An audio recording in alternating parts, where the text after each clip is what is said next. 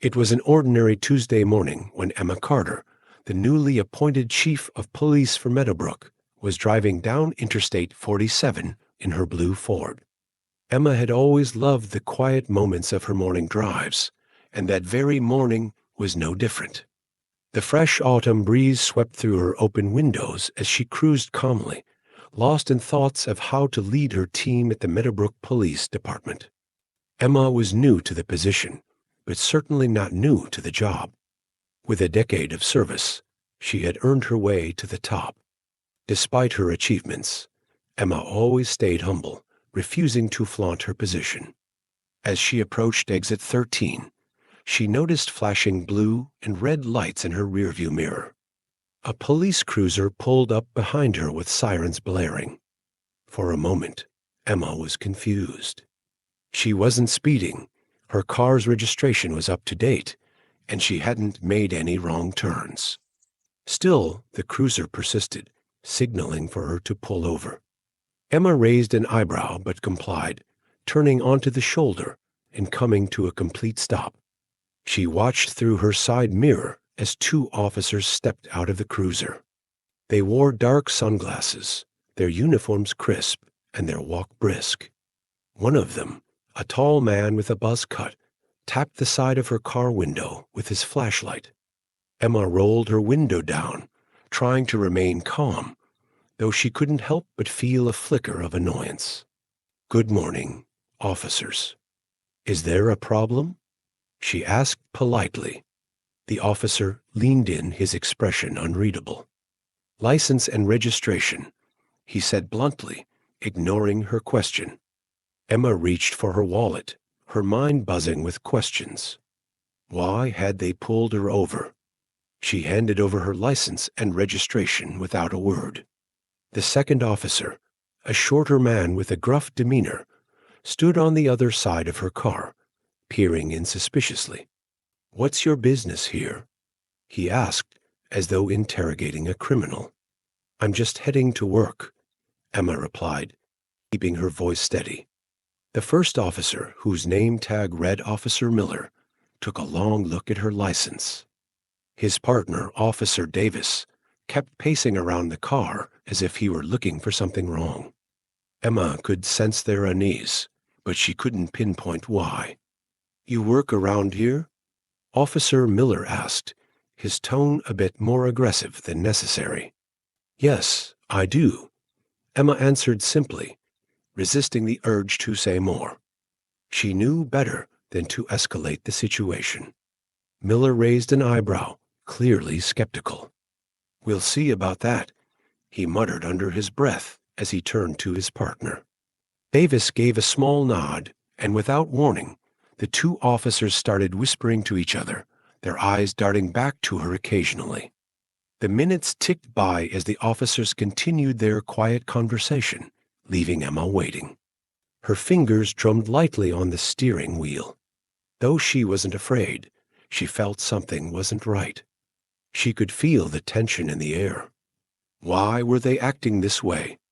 Finally, Officer Miller returned to the window, his face hard and unfriendly. "Step out of the vehicle," he ordered. Emma blinked. "Excuse me?" "I said step out of the vehicle," Miller repeated. "Can you at least tell me why I'm being asked to get out?" She questioned, still trying to maintain composure. "Step out now," Officer Davis barked from the passenger side, growing impatient. With no other choice, Emma opened her door and stepped out. The two officers immediately moved closer, their hands resting on their holsters as if preparing for trouble. Emma stood tall, her posture calm but alert. "You mind explaining what's going on here?" she asked, her voice clear but firm. Miller smirked. "We got reports about a vehicle matching this description, potentially involved in illegal activity." "Illegal activity?" Emma asked incredulously. "What kind of illegal activity?" Officer Davis crossed his arms. "We'll be the ones asking the questions." Emma was no stranger to confrontations with authority, especially as a black woman in America. But this felt personal. She couldn't help but wonder if they even bothered to check her license properly. Were they truly suspicious of her, or was this something else? As the officers searched her car, their smug expressions deepened. They were enjoying this, playing a dangerous game with someone they thought was powerless. Emma watched them closely, but remained silent. She knew what was coming next and was more than prepared for it. "Nothing in the car," Davis said, almost disappointed. Miller stepped back, his hand still on his holster. "We're going to need you to come with us for questioning, for the first time." Emma smiled. It was a small, knowing smile, one that the officers didn't understand but would soon. "Are you sure you want to do this?" Emma asked. Both officers looked confused, but they didn't have time to respond. A black SUV pulled up behind them, and out stepped a familiar face, Deputy Chief Hayes, their direct superior. "Chief Carter," Hayes called out. "Is everything okay here?" The officers froze, their faces draining of color as they slowly pieced it together. Emma Carter wasn't just anyone. She was their new boss, the chief of police for Meadowbrook. Deputy Chief Hayes' arrival was like a thunderclap in the tension-filled air. Officer Miller's hand instinctively dropped from his holster, and he took a half-step back, his face pale as though he had just seen a ghost. Officer Davis, normally brimming with bravado, stood frozen, his arms awkwardly hanging at his sides. The realization of what they had done was starting to hit them hard. Deputy Chief Hayes walked over with a serious face as he glanced from Emma to the two officers. "What exactly is going on here?" His voice carried a weight of authority that demanded answers. He looked directly at Miller and Davis, waiting for their explanation. Miller swallowed hard, clearly struggling to find the right words. We pulled her over because the car matched the description of a vehicle involved in suspicious activity," he stammered. "Suspicious activity?" Hayes responded. His gaze shifted to Emma, who stood quietly with her arms crossed, watching the officers. Hayes knew Emma well enough to understand what was going on. She wasn't just another driver. She was testing her team, evaluating how they handled situations like this. And from the looks of it, they had failed spectacularly. Emma hadn't said a word since Hayes arrived. She simply stood there, letting the weight of the moment fall squarely on the two officers. They had no idea who she was when they pulled her over, but now, standing in front of their deputy chief, they couldn't escape the truth. "Let me get this straight," Hayes said, folding his arms. "You pulled over a car for no apparent reason, asked a civilian to step out without giving her a proper explanation, and now you're suggesting you had cause to arrest her." Miller opened his mouth to protest, but no words came out. Davis was staring at the ground as if hoping it would swallow him whole. Emma finally spoke. "Did you run my license, Officer Miller?" Officer Miller looked up, startled by the question. Well, we were in the middle of." "That's a no then," Emma interrupted. "You didn't even check who I was before pulling me over, did you?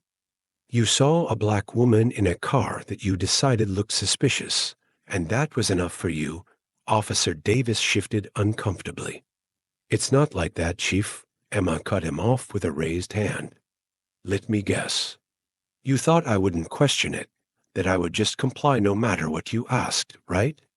There was a long silence. Neither officer could meet her gaze. Hayes stepped forward with a stern voice. "Do you know how serious this is? You've just harassed the chief of police under false pretenses. Do you understand what kind of damage this can do to the department's reputation? What kind of message it sends?" Davis looked panicked, his hands trembling slightly as he tried to speak. "We didn't know. I mean, we weren't trying to." Hayes raised his hand, cutting him off. "You weren't trying to what? Follow protocol? Respect the people you're supposed to protect and serve?" Miller, trying to salvage the situation, blurted out, "We just thought." "No," Emma replied. "That's exactly the problem. You didn't think. You didn't follow procedure. You didn't treat me like a citizen of this town. Instead, you treated me like a suspect from the moment you saw me." The officers stood in silence, the weight of their actions pressing down on them.